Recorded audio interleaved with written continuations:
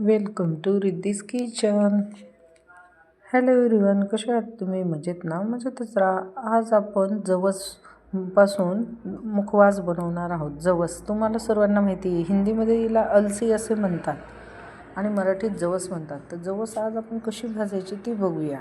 अगोदर मी काळं नमक घेतलं, म्हणजे जे आपण म्हणतो ना काळं मीठ, ते घेतलं आणि 2 चमचे, आणि त्याच्यात थोडं पाणी घालून मिक्स करून घेतलं.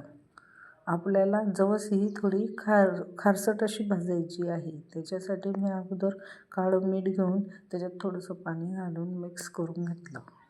हे बघा असं. आता तवा गरम केला. लोखंडी तव्यात आपण जवस भाजूया. जवस भाजताना एक काळजी घ्यायची की जवस भाजताना गॅस कमी ठेवायचा. आपण फुल गॅस केला तर आपल्याला लक्षातही येणार नाही, जवस भाजली तर जाणार पण जळून जाईल, आणि जर कमी गॅसवर भाजली तर खरपूस अशी मस्त भाजली जाईल. आता मी थोडं 5 मिनटं जवस भाजली आणि जे आपण काळं मीठचं पाणी घेतलं होतं ते टाकून घेतलं, आणि आता पूर्ण मिक्स करून झालं की हिला 10 ते 15 मिनटं मस्त अशी फुटोस्तर अशी आपण जवस भाजून घेणार आहोत. जवस भाजताना गॅस कमी ठेवायचा. मी परत सांगते, कारण जवस ही लवकर जळून जाते म्हणून. जवसमध्ये अल्फा-लिनोइक ॲसिड असतो, जो अस्थमा, डायबिटीस, कॅन्सर, कोलेस्ट्रॉल कमी करण्याची मदत करते. हृदयाचे आरोग्य सुधारते जवसमुळे, आणि पचनक्रियाही सुधारते, आणि लिव्हरला डिटॉक्स असे हे करत असते जवस. त्याच्यामुळे जवसचे एवढे फायदे आहे की तुम्ही जवस हे आपल्या सेवनात नेहमी करायलाच हवे. जवस आता आपली बोलता बोलता भाजली गेली. आता मी पांढरी तीळ 1.5 वाटी घेतली, तिलाही आपण भाजून घेऊ. तीळमध्ये कॅल्शियम, मॅग्नेशियम, फॉस्फरस हे घटक असतात, जे हाडांसाठी फायदेशीर असतात. तिळामध्ये मॅग्नेशियम प्रमाण बरेच असते, जे रक्तदाबाची कमी करण्याची समस्या ही करते. हृदय निरोगी राहते. आता आपण ओवा भाजूया. ओवा पोटदुखी, गॅस, अपचनासाठी सर्वोत्तम असा उपाय. ओवा चावून खाल्ल्याने तोंडाचे जीवाणू कमी होतात, संधिवात, सांधेदुखी आराम मिळतो, आणि कोलेस्ट्रॉल मुक्त होण्याची मदत करते. आपण ओव्यालाही तसंच काळं मिठाने पाणी घालून भाजून घेऊया. खरपूस असं कमी गॅसवरच ओवा पण भाजून घ्यायचा आहे. ओव्यामध्ये एवढे गुणधर्म आहेत की त्याला आपल्या रोजच्या जेवणानंतरचं सेवन हे व्हायलाच हवं, बरोबर ना? ओवा एकदम छान असा खरपूस भाजून घेऊया. त्यालाही कमी गॅसवरच भाजायचं आहे.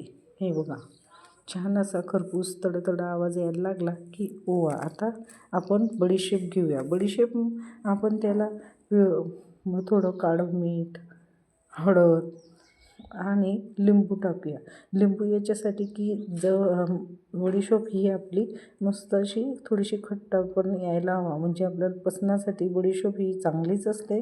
पण त्याला आपण हळद, काळं मीठ आणि लिंबू हे चोळून घेऊया. काही बाया लावून उन्हात ठेवतात, पण ती काही गरज नाही पडत. असंच लावून आपण तिला भाजून घेऊया तव्यावर.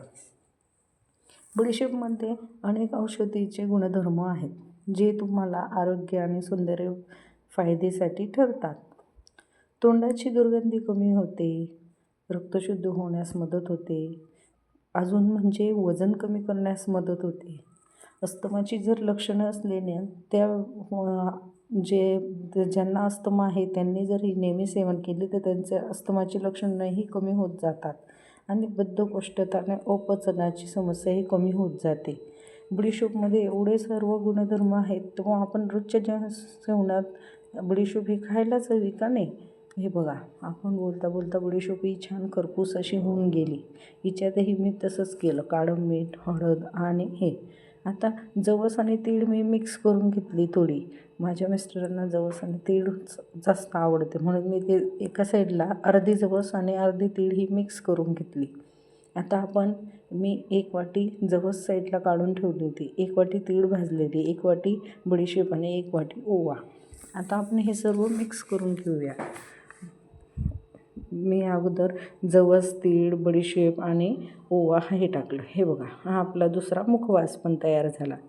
अशा प्रकारे मी आज 2 प्रकारचे मुखवास तुम्हाला करून दाखवले. तुम्हाला दोघांपैकी जे आवडेल ते तुम्ही करा. दोघेही केले तर फायद्यातच आहे, तर करून बघा. धन्यवाद. आज मी जे मुखवास तुम्हाला बनवून दाखवले कोणाकोणाला आवडल्यास लाईक करा, सबस्क्राईब करा आणि शेअर करा. धन्यवाद.